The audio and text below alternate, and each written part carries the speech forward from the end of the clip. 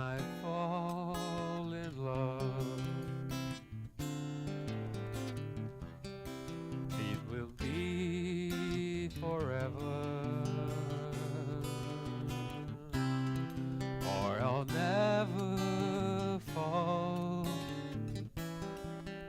in love.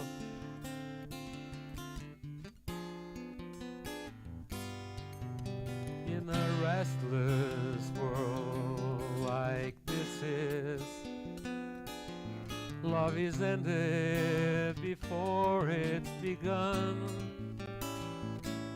and too many moonlight kisses seem to cool in the warmth of the sun.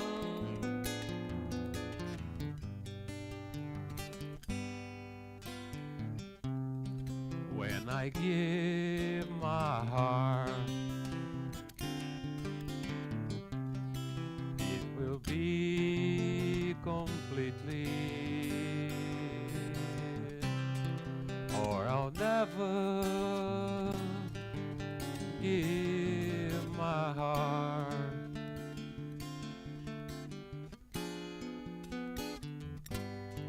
And the moment I can feel that, you feel that way too,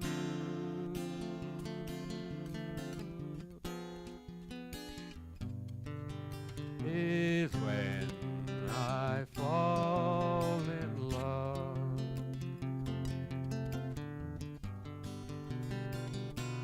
with you.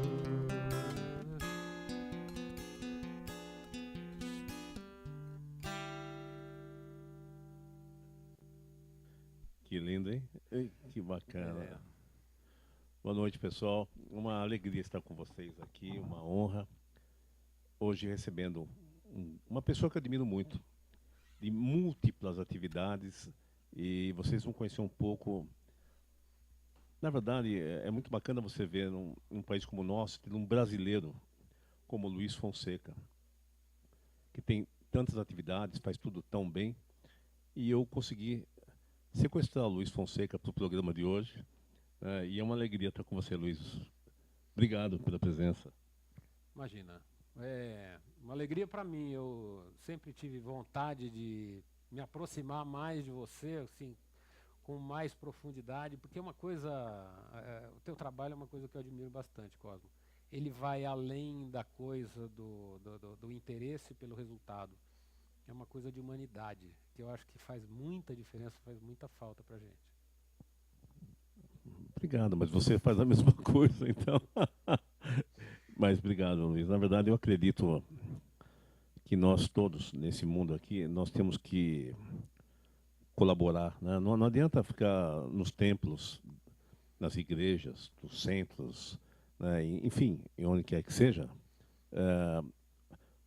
fazendo discurso, né? A coisa tem que acontecer no mundo aqui fora, né? E quando as pessoas se ajudam, e é aí que nós estamos falando, é quando você tem um real interesse pelo outro, né? Aí as coisas vão se multiplicando. Que é a tua história, né? E o Luiz Fonseca tem tantas atividades que eu não sei por onde começar esse programa, Luiz.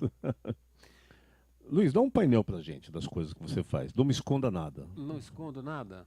Bom, eu acho que o essencial é essa coisa da humanidade mesmo que eu estava falando, estava te elogiando pela humanidade, e eu acho que falta para a gente a coisa de ser humano em todas as atividades que a gente faz. É ser humano no trabalho também, é ter uma visão humanista do dia a dia, não é uma coisa só do eu vou fazer aquele trabalho.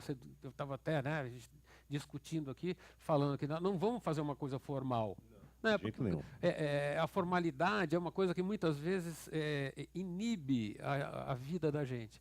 Eu acho que as pessoas só funcionam, a sociedade só funciona interagindo. Uma das coisas que eu faço, você já sabe, eu vou abrir primeiro, antes da coisa mais profissional, Preparem-se. que é a coisa do balonismo. Eu gosto muito de voar de balão, sempre gostei muito de aeronáutica. Os meus tios, desde criança, já voavam de avião, né?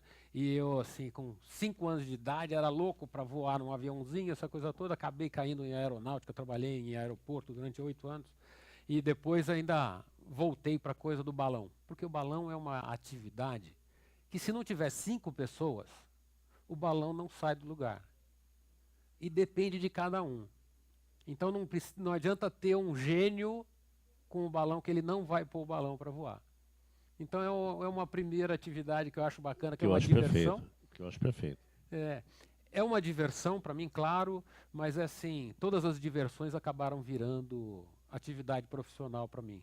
Acabaram se rentabilizando, porque eu me dedico um pouco mais, eu gosto, eu estudo, trabalho um pouco mais, essa coisa toda, a coisa acaba fluindo. Né? Mas aí tem um ponto, vários pontos importantes, mas, por exemplo, no nosso mundo, o mundo que nós vivemos, todos nós passamos por crises. Crises, né? E nós precisamos ter as nossas paixões em dia, né? Os nossos hobbies, né? Que eu acho que o termo paixão é o que você faz com o balonismo, por exemplo. Sim. Todas as imagens que eu vejo, quando você anunciou que estava lá nos Estados Unidos, isso passa paixão. E quando os nossos amigos que voaram com você, aquilo foi uma festa maravilhosa, né?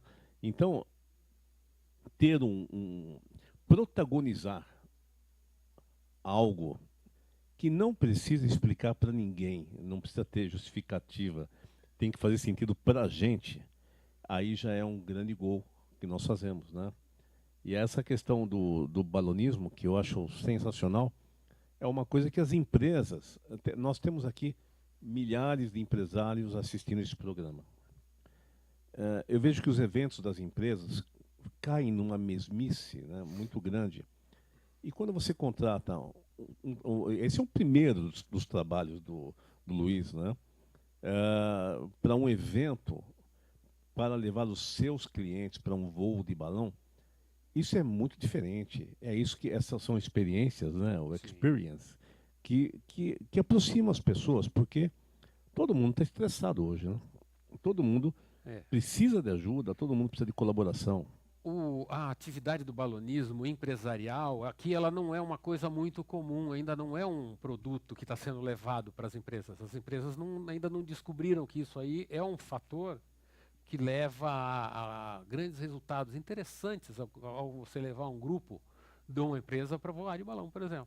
Nos Estados Unidos isso é muito comum, já muito comum. Tem grandes empresas de balonismo nos Estados Unidos que fazem exatamente esse trabalho. É um trabalho Nos Estados muito Unidos forte. se explora muito a experience, né? Que são diversos eventos em que o nosso cliente ele pode levar os seus clientes, pode levar os seus familiares e ter uma experiência, alguma coisa que mostre para ele traga um outro momento, traga um outro refresco para a vida, né? Eu fui executivo de algumas empresas que gastavam milhões de reais em eventos. Então tinha eventos para jogar futebol no Maracanã com os ex-grandes jogadores, para pular de paraquedas, para ficar no palco. Né? Colocávamos clientes no palco com o Paulo Altran. Viam o Paulo Altran se preparando. É uma atividade diferente do nosso dia a dia, bem diferente do nosso dia a dia. Então, a primeira ideia das pessoas é sempre meio distante. Né? Então, a pessoa chega lá de madrugada, está amanhecendo. Muitas vezes nem amanheceu ainda, a gente já está pondo o balão em pé. Então, a pessoa está no meio da madrugada, com o pé meio molhado naquela grama, meio molhada, essa coisa toda, já é uma coisa estranha, diferente. Aí vê aquele balão enorme sendo colocado em pé, aquele cesto, todo mundo entra no cesto e começa a fazer esse passeio. Quantas é uma coisa sem balão? adrenalina, Cosmo, é uma coisa sem adrenalina. É uma coisa muito tranquila, não é como paraquedas, como a asa delta, essa coisa toda. É muito tranquilo. O único barulho, a única coisa que perturba um pouquinho a natureza é o barulho do maçarico lá, que faz aquele fogão, essa coisa toda, que é o que faz o balão subir. É muito simples. Só que a experiência que a pessoa passa, da visualização do planeta. Quando você sai e não está dentro de uma aeronave, não está fechado, encapsulado em nada, não está dentro de um equipamento que tem aquela coisa, você está na natureza, é como se você estivesse numa bolha de sabão. E a gente fala isso, a pessoa fala, estranha um pouco, mas é bem verdade. Todo mundo fala que todo mundo teria que, pelo menos uma vez na vida, teria que dar uma voltinha de balão para ver como é uma coisa diferente. Porque você consegue perceber, como os astronautas percebem, que a fronteira é uma invenção que não serve para absolutamente nada. Você não vê a fronteira de uma cidade para outra, de um país para outro. Está no imaginário, a fronteira, né? Criaram isso. É totalmente fictícia, que é tudo uma coisa só. Você trouxe algumas imagens de balão? Não, de balão eu não trouxe. De Tá. balão eu não Eu trouxe. vou pedir à produção que vá colocando algumas imagens do Luiz. Nós vamos aí... Porque então vamos já entrar na outra atividade. A outra atividade, para quem não sabe, eu não, um pouquinho criança... só. Não pode falar? Peraí. Então tá bom. Peraí, Não, você Luiz, falou para eu falar tudo? eu estou fazendo o programa aqui. Eu estava me entregando aqui. Não, é que eu ia te pedir para cantar mais uma música. Se você puder. Sim. Poderia fazer essa gentileza? Vamos. Vamos lá. Pessoal, Vamos lá. eu queria dar uma mensagem para vocês. No dia 27 deste mês, eu estarei fazendo um show. Farei um show no Olaf Jazz, o João Cachoeira 1366, mais um tributo ao Tony Bennett, né? E tenho uma alegria de dizer que eu vou para Nova York, a convite do ex-baixista do Tony Bennett, para fazer 2 shows lá. É interessante como as coisas, a colaboração, nós vamos nos conhecendo, né? Como tudo começa fazer sentido. Então, queria contar com a presença de vocês. Tá? A Dagmar já disse que vai. Na quinta-feira, dia 27 desse mês, Olaf Jazz. Chega lá umas 9 e pouco, converse com as pessoas, vai ter um evento no network antes, e aí teremos o show com músicos maravilhosos, convidados maravilhosos, tá bom? Espero vocês, hein? Luiz Fonseca. Vamos lá. Smile though your heart is aching, smile even though it's breaking. When there are clouds in the sky, you'll get by. If you smile through your pain and sorrow, smile and maybe tomorrow you see the sun come shining through for you. Light up your face with gladness, hide every trace of sadness. Although a tear may be ever so near, that's the time you must keep on trying. Smile, what's the use of crying? You see that life is still worthwhile if you just smile.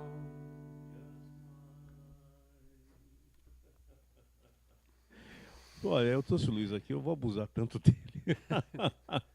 Ela está cantando, já falou do balonismo, daqui a pouco a gente volta. Aliás, primeira coisa, se alguém quiser fazer um voo de balão, sim, tem um contato? Como funciona esse processo?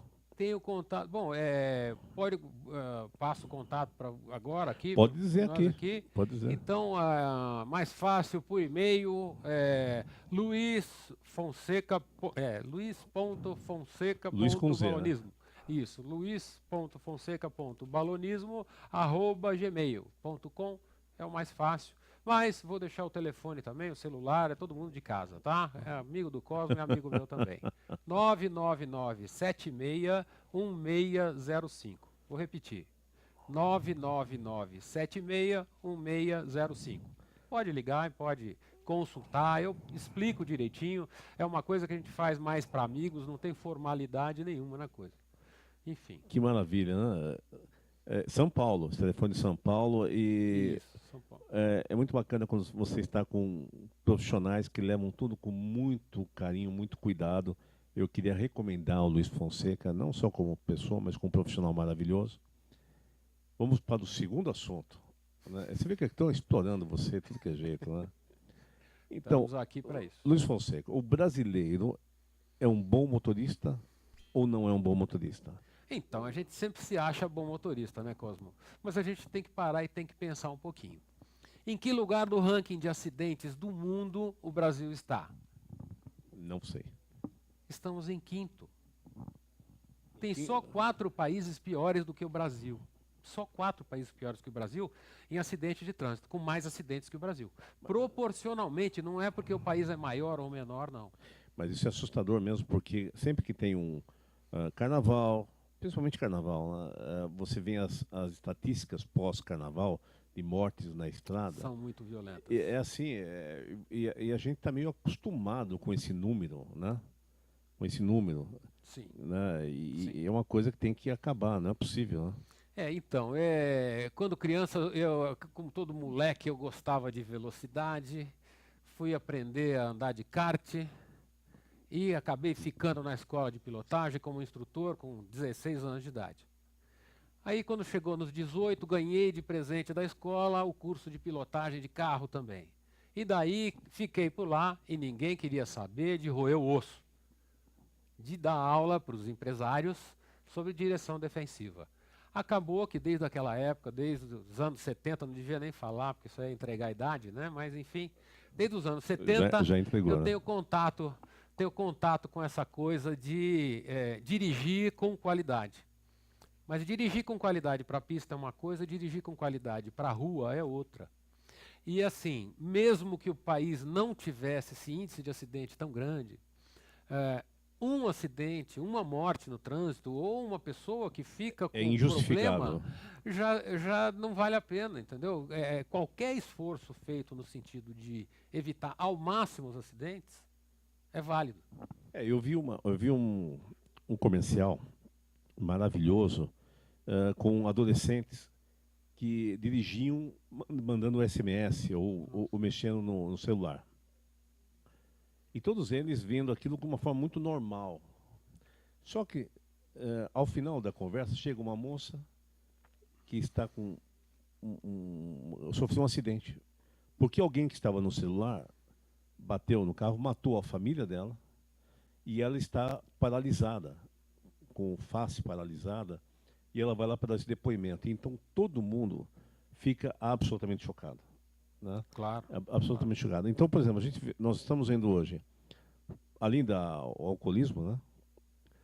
Porque assim, as pessoas vão para os shows à noite, vão para o cinema à noite, mas continuam tomando suas bebidinhas. Né? Sim. E tem outras alternativas, né, para usar táxi, etc., carona de amigos, etc.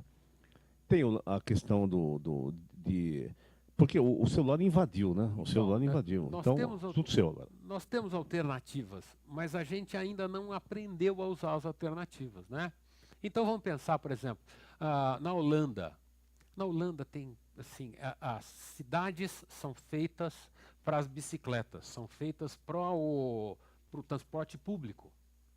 Por quê? Porque a sociedade mudou a mentalidade. Nos anos 70, eles tinham os mesmos problemas que a gente. Grandes avenidas, acidentes para todo lado, essa coisa toda. Então, assim, a gente faz muita falácia, mas a gente age pouco. E empresariamente, eu estava falando para você, contando para você, antes da gente fazer o programa.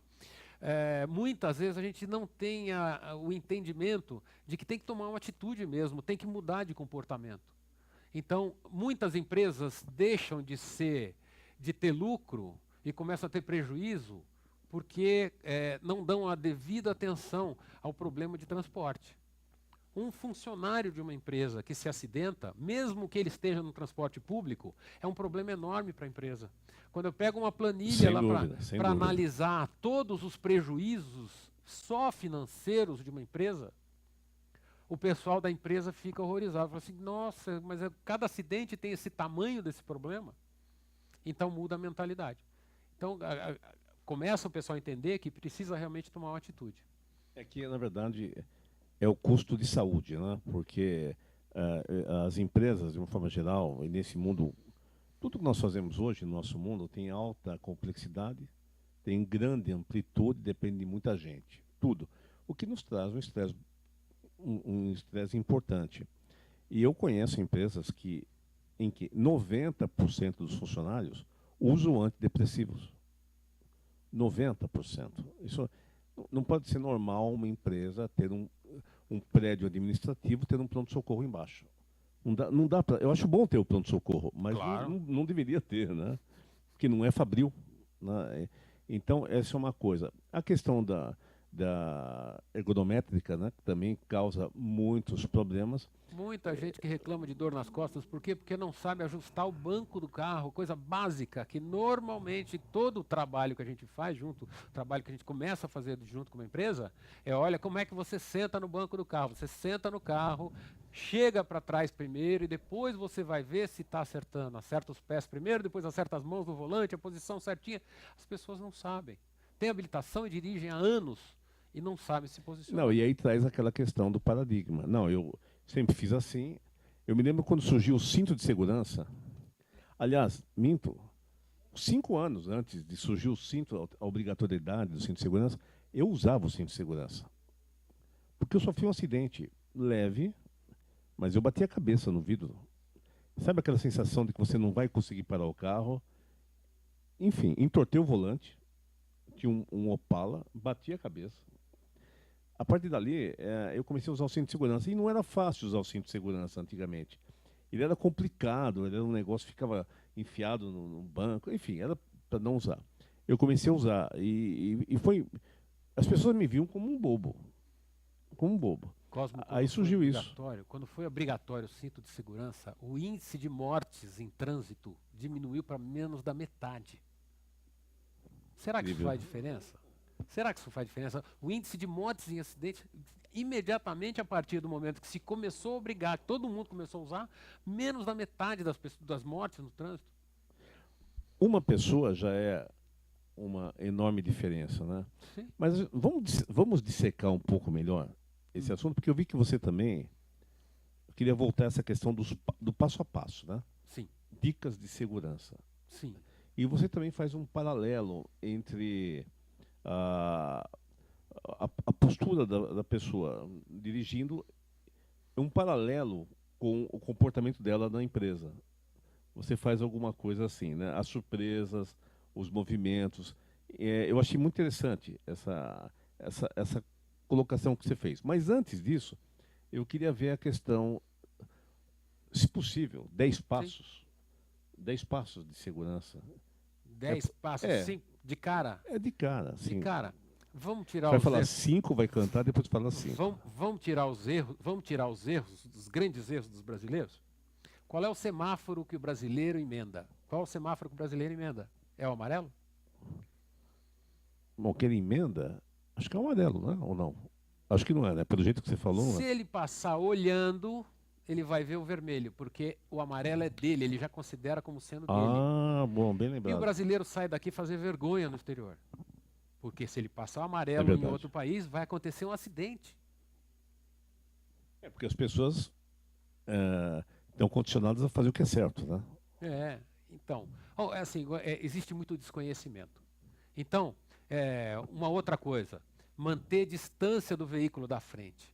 Que distância que eu tenho que manter do veículo da frente? A gente anda realmente numa distância segura do veículo da frente? Você sabe que quando você vai se aproximar do carro da frente, quando ele está freando, você precisa de 1 segundo para tirar o pé do acelerador e pisar no freio? E esse 1 segundo, seu carro continua na mesma velocidade que estava antes? Isso faz uma diferença enorme. O brasileiro anda colado. Desnecessariamente colado. Isso não quer dizer que você tem que andar devagar. Não, você tem que andar longe do veículo da frente. Quando acontece um problema qualquer com o veículo da frente, não é surpresa para você. Não, para ilustrar isso, quando eu era executivo em telecomunicações, nós fomos colocar para uma empresa que trabalhava com ambulâncias, né, um rádio. Só que o rádio que nós tinha um delay de 1,5 segundos, quase 2, em relação ao rádio normal. Que era um rádio meio inventado, assim, né? Mas quase 2 segundos. Eu não quis fornecer para a empresa que trabalhava com ambulâncias, porque 2 segundos é um quarteirão. Já foi atrás de uma ambulância? Né? 2 segundos é um quarteirão. Imagina esse 1 segundo que você está falando, meio quarteirão. Nos treinamentos para motorista de ambulância, a gente avalia cada um deles. E nessa avaliação a gente vê se eles obedecem à regra número 1 para o bom motorista de ambulância. Qual que é? O bom motorista de ambulância, ele anda até no máximo 60 km por hora. Ele não corre. O importante, o grande motorista de ambulância é aquele que não para, não é o que corre muito. Ah, bem interessante isso, hein? Ele mantém velocidade e chega no destino dele. Ele preserva o passageiro dele, preserva toda a equipe que está na ambulância e chega no destino dele. A gente tem muito essa coisa de que a velocidade vai fazer a gente chegar rápido no destino. Você só anda rápido por 2 motivos. Um, por estresse, porque você está achando que você está atrasado. E o outro por prazer. No trânsito não há prazer nenhum. Se você quer ter prazer andando com um veículo, vá para a pista, que você vai ter todo o resultado que você quer. E aquela questão da pressa versus velocidade, né? Porque muitos acidentes a gente vê que eu já tive um acidente, pequeno acidente, porque eu estava com pressa. Eu estava com pressa, né? E foi esse que eu comentei agora, né? E aquela coisa, o carro da frente saiu, eu saí automaticamente, ele parou e eu demorei para perceber que ele parou, né? E aí eu bati no carro, e a pessoa na época não tinha um encosto. Ele deu aquele movimento chicote nossa, um horror, graças a Deus não aconteceu nada, mas... Bom, você falou duas dicas por enquanto. Eu acho que duas. São muitas coisas, na verdade, né? Assim, dá para ver muitas, né? Então, por exemplo, há um treinamento para motoristas de ambulância, de bombeiros, imagino, de policiais? Sim, de bombeiros é específico, né? Para policiais tem veículos de emergência, de uma maneira geral, né? Específico para ambulância, específico para polícia, né? Cada um tem um foco. Né? Cada um Quem dá esse treinamento? A gente faz esse treinamento para as empresas também. Ok. Para as organizações, sejam elas quais for. Esses de polícia já são só para os organismos, nunca são para indivíduos, porque a gente privilegia só as forças policiais mesmo, tem poder de polícia para poder fazer essa operação. É uma abordagem, uma perseguição, uma coisa assim que de risco e que só quem pode fazer isso que deve fazer, então não é para o público em geral. Para o público em geral tem os treinamentos de direção defensiva e proteção executiva, que são os dois que a gente mais proteção faz. executiva são os que, para motoristas... Direção defensiva é para dirigir com segurança, não ter acidentes. E proteção executiva é para evitar agressões no trânsito. Principalmente no trânsito. Alguma coisa a mais de agressões a gente fala também. Por exemplo, a chegada em casa, que você nunca deve parar o carro sem prestar atenção na rua primeiro, essa coisa toda, às vezes não é relacionado com o trânsito, mas é uma coisa que é da segurança da pessoa. Ela está no carro, está indo para o carro, é o ponto mais importante com relação à segurança. Então a gente trabalha bastante isso aí, não é uma coisa muito sobre dirigir com segurança. Sim, mas é engraçado a questão do paradigma, porque eu moro em casa e é difícil explicar para as pessoas que aquela saída e entrada tem que ser entra no carro e vai embora. Não, mas quando o pessoal chega no carro, lembra de um assunto. Aí e eu fico enlouquecido conversa lá na rua, lados, conversa na rua na porta de casa. É a pior coisa que a pessoa pode fazer. Pior coisa. Assim, o pior mesmo é chegar em casa e considerar que está tudo seguro, já está sem o cinto de segurança, embica de frente para o portão, sem segurança nenhuma.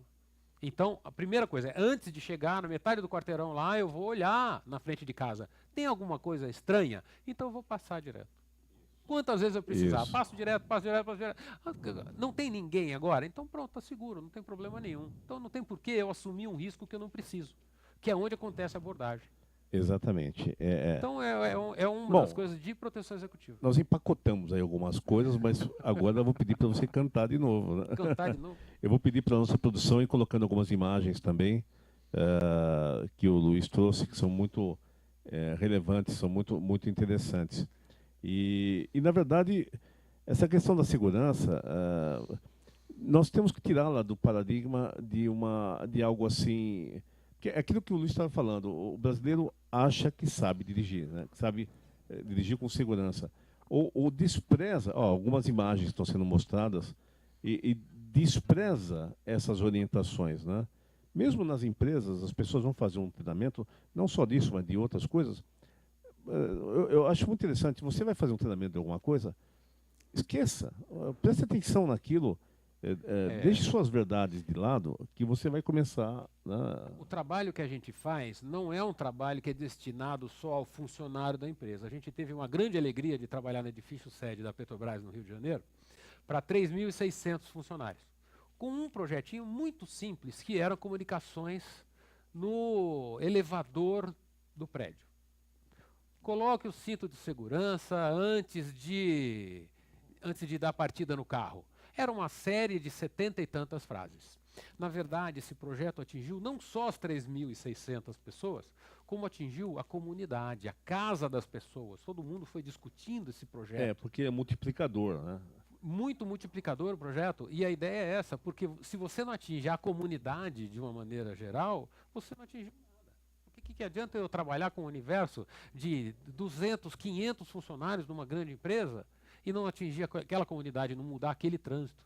Se a gente troca de um bairro para o outro, o trânsito já muda. Não, mas esse que é o tal do protagonismo individual, né, que nós temos que levar em frente. Luiz, para de me enrolar, vê se canta aí, Luiz. E daqui a pouco, aliás, o site é o www.defensiva.com.br. Isso. Tem muita informação lá, tem um livro à vontade lá para quem quiser. Olha, está mostrando, está na tela aqui, ó. Luiz Fonseca, direção defensiva, www.defensiva.com.br. Imagem linda, hein, Luiz? Bacana, né? Bacana. Eu uso muito nos eventos. Bacana.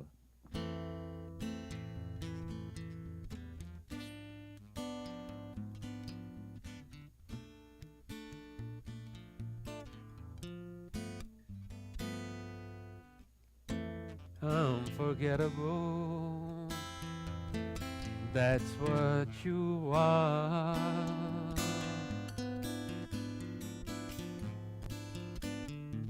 Unforgettable, though near or far. Quiser me ajudar, viu? Like a song of love that clings to me. That's the thought of you does things to me never before.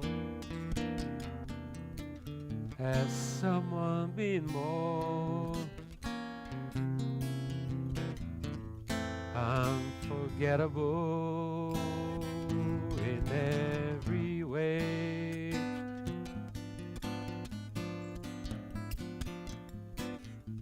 And forevermore, that's how you stay.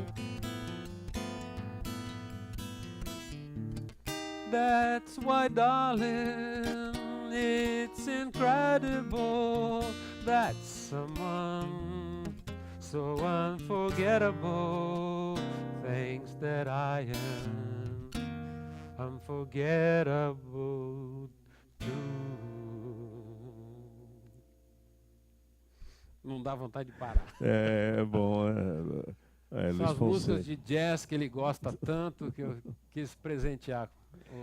Eu achei tão gentil isso, porque o Luiz Fonseca ele publica muitas músicas, bem eclético, mas eu achei muito gentil da sua parte, porque você imagina uma música, não só as músicas americanas, standards do jazz, mas músicas que resistem tanto, né? Tem músicas que foram gravadas por mais de 1.000 pessoas, né? E elas...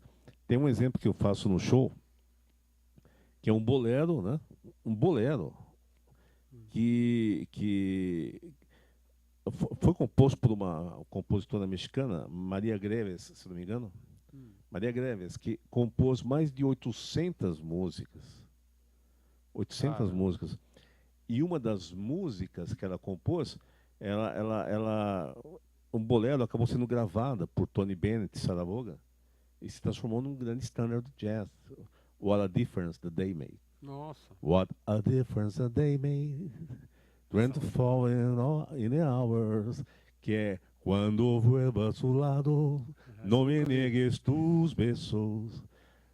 Nunca ouvi espanhol. Nunca ouvi espanhol. Que, na verdade, é a origem. Então, a explicação é muito interessante as pessoas entenderem, e acho que liga, isso conecta com o assunto, quando nós temos humildade de entender as lições que estão sendo passadas, né?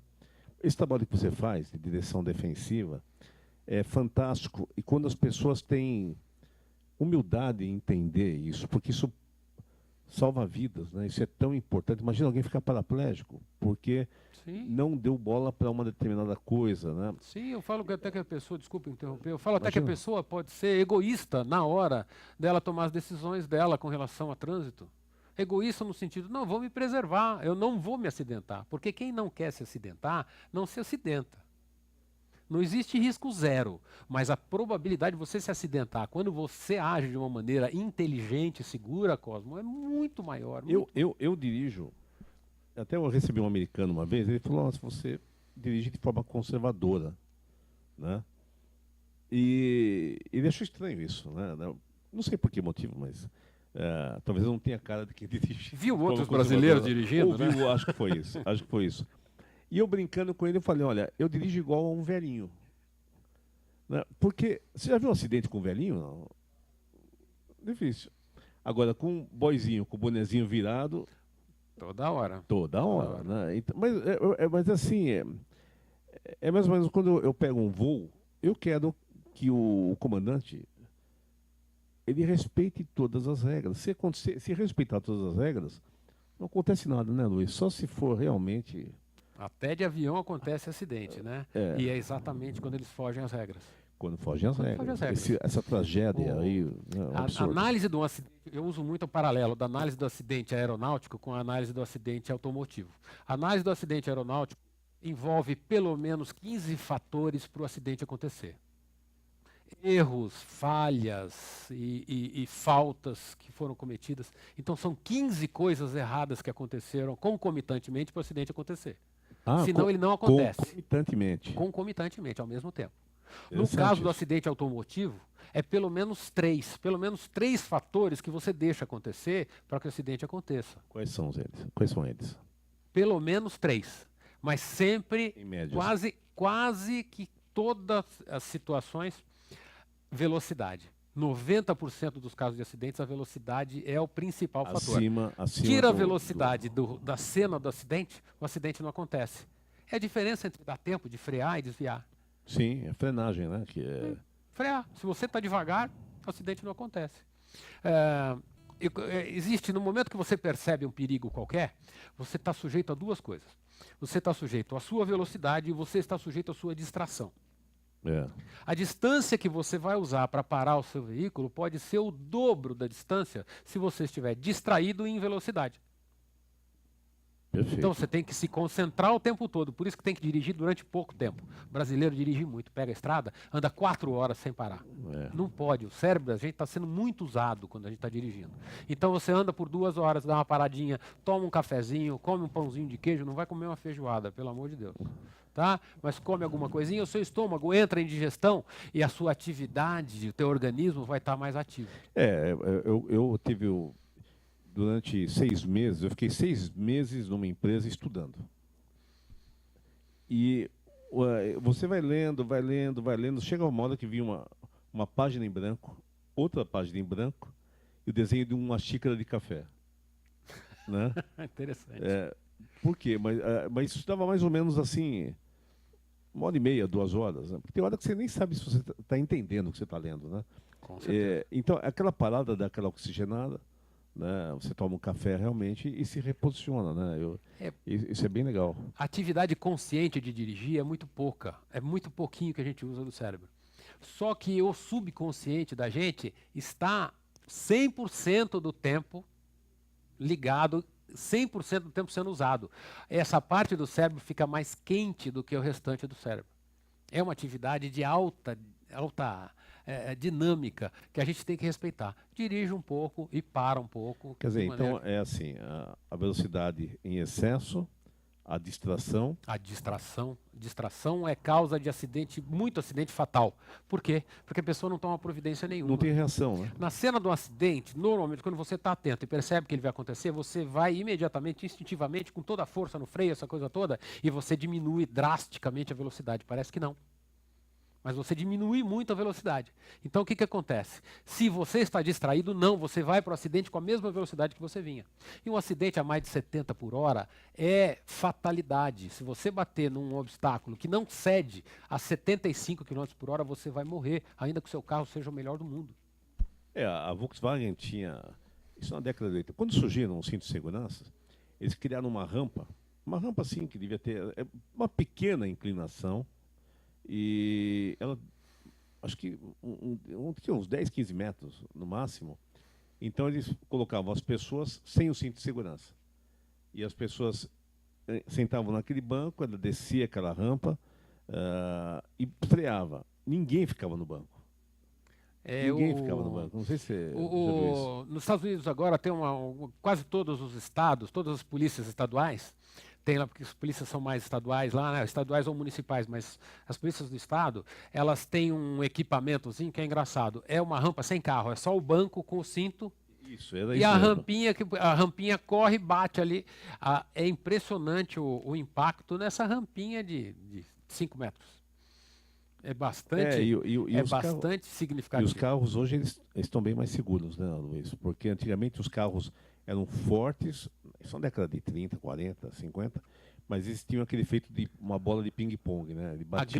A grande virada foi nos anos 70. Nos anos 70, quando começou esse conceito de direção defensiva, os americanos que inventaram isso aí. Porque eles tinham muitos acidentes. A frota americana de veículos é 10 vezes a frota brasileira. A frota brasileira tem 40 milhões de veículos rodando.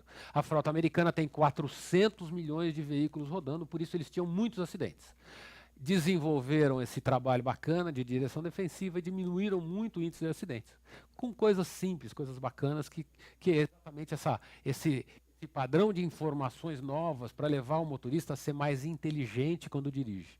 Não é a habilidade que é importante, é mais uma dica então. Não é a habilidade, é o saber fazer que é importante. Importante é a inteligência, é saber, acendeu o amarelo, já vou pisar no freio, vou diminuir devagarinho, vou parar, porque não adianta nada eu passar o amarelo. Eu vou parar no próximo amarelo, eu vou parar no próximo vermelho.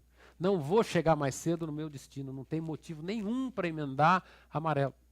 Não, e às vezes você vê na estrada 2 caminhões ou 2 carros disputando, né, a ultrapassagem. Sim. E eu já falei para os meus filhos na época, porque eles tinham aquela tensão de, não, eu vou passar os 2. Eu dizia para eles, deixa os 2 se acertarem, fica quieto aqui atrás. Daqui a pouco eles vão achar eles vão se acomodar, você passa com tranquilidade. Para que ficar... Ou vão se acidentar. Ou vão se acidentar, como eu já vi. Ou vão se acidentar. Como eu já vi. A primeira regra de ouro dos bombeiros, ao chegar na cena de um acidente, não seja mais uma vítima.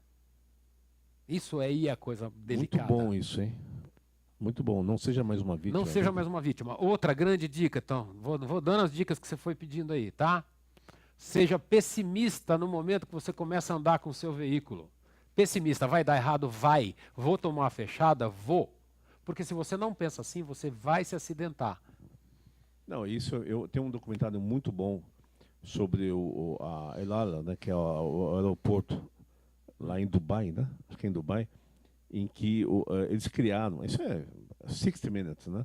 Você vê o teu delegado de voo, que se tivesse o delegado de voo lá nos Estados Unidos, não aconteceria aquela tragédia toda. E perguntaram para eles, qual é seu exercício para se preparar para o dia? Eles passavam o dia inteiro em voo. Ele dizia o seguinte, quando eu vou fazer a barba na frente do espelho, eu olho bem para mim mesmo e digo, hoje vai ter um acidente. Hoje vai ter uma bomba no avião. Então, eles já vão se preparando, mas é uma história longa, 60 Minutes. Gente, por incrível que pareça, senhor Luiz Fonseca, faltam 4 minutos para terminarmos o programa. Mas nem começamos ainda. Pois é, nem agarremos na conversa aqui. www.defensiva.com.br. Luiz, seu contato, olha na tela. Esse Flávio é demais, hein? Flávio, obrigado, Flávio. Porque isso é rádio também, estamos no rádio também. .defensiva.com.br. Luiz Fonseca, direção defensiva. Telefone, Luiz. 5561-4599. Esse é o telefone comercial. São Paulo. Mas no começo do papo eu já passei o celular também. Todo mundo é de casa, pode ligar, pode tirar dúvida. Pelo site eu vou facilitar um pouquinho mais e vai ser um pouquinho mais fácil para mim, porque fica uma coisa documentada, eu vou respondendo a cada um. Tem gente que depois de 5, 10 anos de ter feito treinamento, me manda mensagem lá perguntando como é que faz para fazer um recurso de uma multa, como é que faz quem tem medo de dirigir, essa coisa toda, no que der para ajudar. É uma atividade, não é só empresarial, comercial, é uma atividade comunitária também. No que eu puder ajudar, no sentido de melhorar o trânsito e melhorar a vida de todo mundo, é a ideia. Mas por isso que é bacana, Luiz, o teu caráter, o teu posicionamento de vida, né? Porque é muito bacana você ter um cidadão que é perito no que faz, seja no balonismo, seja na questão de direção defensiva, que é fundamental. Então, o programa de hoje, nós falamos sobre tanta coisa importante, e nessa conversa de boteco nossa, né? Sobre saúde, né? Sobre questões de saúde, sobre a questão dos perigos do trânsito, sobre a questão do hobby, do prazer. Claro. Eu acho que tem que ter mais uns 5 programas com o Luiz Fonseca aqui, né? Mas, Luiz, muito obrigado. Para mim é uma honra. Imagina. Mesmo. Que é isso? É um privilégio. Eu que agradeço. Conhecer. Eu que agradeço, imagina. Imagina, eu falei primeiro. E nós vamos terminando o nosso programa aqui com o nosso amigo Luiz Fonseca. E, Luiz, o que você vai cantar para a gente? Vamos Sobrou alguma coisa aí para cantar aí? Vamos Pessoal, cantar mais uma? Esperamos vocês dia 27 desse mês. Até o Flávio da produção vai aqui no All of Jazz. A Dagmar diz que vai. A Dagmar. Sensacional. Olha, acho que o Flyer está aí Então, muito bom. Eu queria agradecer muito a Versátil Idiomas, que não é uma escola de idiomas, é uma empresa de idiomas, o que eu acho... Eu falei várias vezes paradigma aqui, mas realmente eu achei que foi importante. Então, Versátil Idiomas está nos patrocinando. E vamos ficando por aqui. Luiz, pode fazer a música 2 vezes. Viu?